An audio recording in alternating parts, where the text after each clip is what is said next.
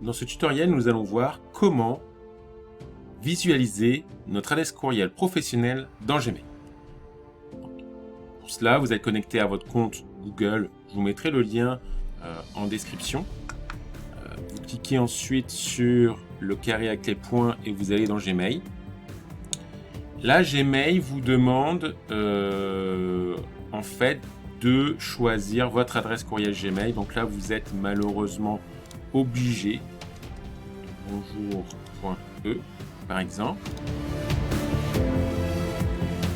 Ok, donc il est déjà pris.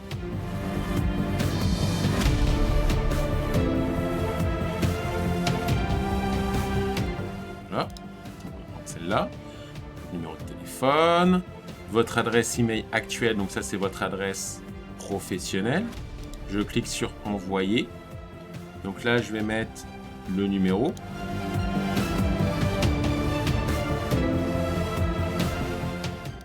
Et je vais pouvoir ou faire un SMS ou faire un appel vocal. Donc je vais essayer d'un appel vocal, je n'ai jamais fait.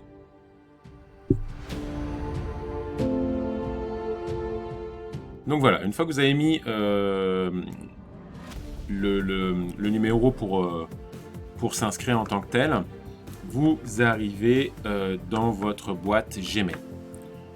Donc une fois que vous arrivez ici, ce qu'il faut faire, c'est aller dans les paramètres. Vous cliquez sur paramètres et vous allez voir tous les paramètres. Nous, ce qui nous intéresse, c'est d'avoir les adresses, nos adresses courriel professionnelles. Donc, vous pouvez en avoir une ou plusieurs dans l'interface de Gmail. Donc là, nous allons faire un transfert et pop IMAP. Nous allons activer le protocole POP pour tous les messages. Et vous conservez en fait la copie originale Gmail dans la boîte de réception. Pour finir, vous cliquez sur enregistrer les modifications. Donc vous avez fait ça, on va pouvoir aller rechercher notre adresse courriel. Donc, compte et importation. Donc, envoyer des emails en tant que consulter d'autres comptes de messagerie. Donc, c'est ça qui nous intéresse. On fait ajouter un compte de messagerie. Et là, on va avoir à mettre nos informations. Moi, c'est bonjour. Suivant. Importer les emails de mon autre compte. Donc, oui. Nom d'utilisateur, donc ça vous allez l'avoir via votre hébergeur ou vous demandez à votre webmaster par exemple ou l'entreprise qui a créé votre site internet. Donc moi je vais faire un copier-coller.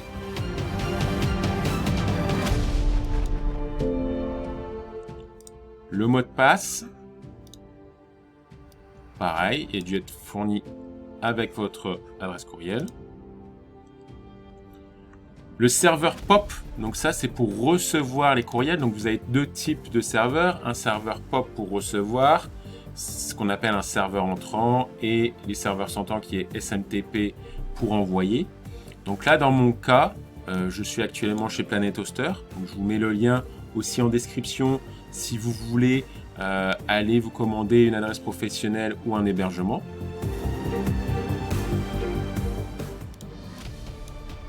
Là, c'est le port donc 995. Donc là, on change, on met le port 995. Conserver une copie des messages récupérés sur le serveur, oui. Vous devez toujours utiliser une connexion sécurisée, oui. Ajouter un libellé, on peut ajouter un libellé dans les messages entrants. Archiver les messages entrants sans passer par un boîte de réception, je ne veux pas cocher, donc ajouter un compte. Donc oui, j'aimerais envoyer des emails depuis, bien entendu, parce que là, vous les recevez, mais vous voulez aussi les envoyer. Donc, je marque suivant. Donc, votre nom, adresse, parfait, étape suivante. Là, vous avez le SMTP. Donc, le SMTP, vous pouvez utiliser le SMTP de votre hébergeur. Donc, moi, je vais le configurer.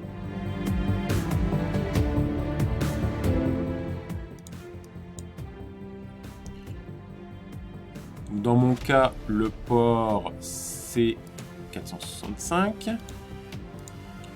Et le mot de passe.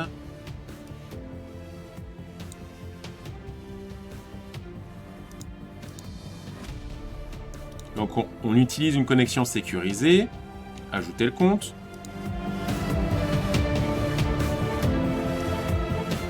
Donc là, il nous dit d'aller dans nos courriels pour...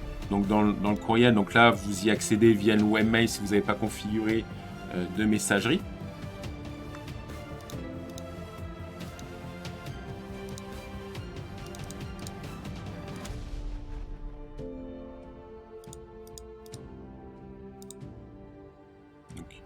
Vous avez récupéré le code de confirmation, on clique sur valider. Et voilà, donc là nous avons notre courriel. Donc s'il faut faire aussi, c'est que vous utilisez par défaut votre messagerie. Et si vous voulez en rajouter d'autres, par exemple, là j'ai mis bonjour, si vous avez une adresse de contact, vous mettez l'adresse de contact. Une autre adresse plus courte, vous mettez une adresse plus courte, donc toujours en ajouter une adresse de courriel. Donc ça, vous faites la même chose que je vous ai montré précédemment. Après, si on regarde un peu les paramètres, en réponse à nouveau, donc répondre avec l'adresse à laquelle le message a été envoyé. Ou toujours répondre à partir de l'adresse par défaut. Donc ça, vous pouvez la laisser. Ça peut être intéressant si les gens vous envoient un courriel sur votre courriel contact, par exemple, contact @ votre entreprise. Et pour que ce courriel soit personnalisé, vous répondez avec votre prénom et nom, par exemple, @ votreentreprise.com, par exemple. Donc ça, c'est assez intéressant. Donc c'est un choix par défaut. Ou vous pouvez cocher, c'est-à-dire que si vous envoie sur votre adresse contact, mais quand vous répondez, ça sera votre adresse contact. Si vous l'envoie sur votre adresse, par exemple la mienne bonjour, ça sera sur votre adresse bonjour que vous allez répondre. Donc, moi, je vais laisser toujours répondre à partir de l'adresse par défaut. Donc, je vais garder le choix par défaut. Puis vous regardez les autres informations si ça vous intéresse. Donc là, si on regarde ensuite dans la boîte de réception, donc là, on voit que j'ai quelques courriels envoyés par l'équipe de Gmail. Donc là, je peux cliquer et puis je peux voir les informations.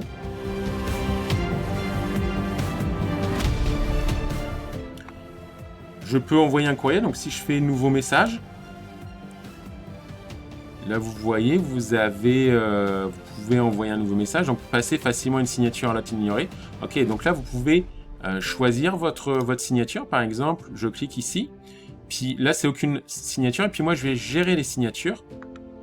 Donc, quand je gère les signatures, en fait, il nous envoie directement sur l'onglet de configuration. Donc, en fait, on peut retourner dans l'onglet de configuration. Donc, si je retourne dans le général, donc là, vous allez ici. Vous faites voir tous les paramètres et vous regardez sur Général.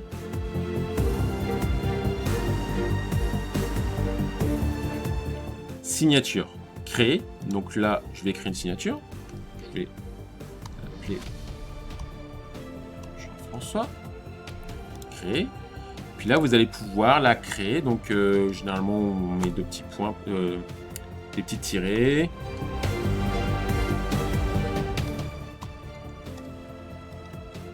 Voilà. Votre fonction. Le nom de votre entreprise.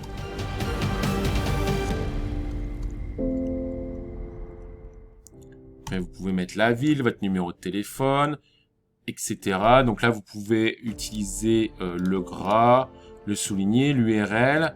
Donc si vous voulez mettre par exemple votre site internet,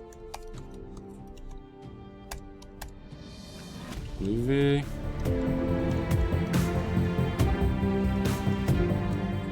Ok, donc ça, je vais le mettre, je vais enlever le gras. Donc ça, je vais faire, on va pouvoir faire ça. Puis là, je vais le modifier parce que nous, on veut du HTTPS pour que ça soit sécurisé. Ok. Voilà. Donc là, vous avez une signature. Vous pouvez aussi regarder valeur par défaut de la signature dans les nouveaux courriels. Donc oui, bien entendu. Dans les courriels de réponse transfert, oui, je les veux aussi. Donc là, je fais enregistrer les modifications. Donc si je veux créer un nouveau courriel. Donc là, hop. Ça, il me l'a déjà mis. Donc je vais regarder. Donc ici, je vais paramètres. Voir les paramètres. Ici. Donc on dirait que... Ah voilà. Donc là, il faut bien sélectionner la bonne. C'est bien votre courriel. Donc là, je vais mettre... Hop. Ça. Insérer la signature avant le texte des messages précédents. Ouais, ça c'est intéressant, ok.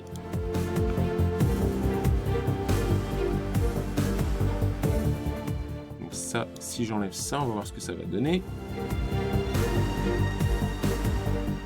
On enregistre. On retourne dans la boîte de réception. Donc on lignée, on fait un nouveau. Puis là, vous voyez... On est déjà dans l'écriture. Donc moi, ce qui me plaît moyennement, c'est que j'ai pas les petites séries de séparation. Donc pareil, je vais aller gérer les signatures. Ça, je peux m'enlever. Et ici, je vais mettre 2 tirets pour bien séparer. Enregistrer modification. On revient, on crée un nouveau. Et voilà. Bonjour. Ceci est en test. Puis là, vous pouvez mettre votre destinataire. Là, vous pouvez sélectionner aussi votre messagerie. Donc, si vous avez plusieurs messageries type contact ou pas, vous pouvez toujours le modifier ici.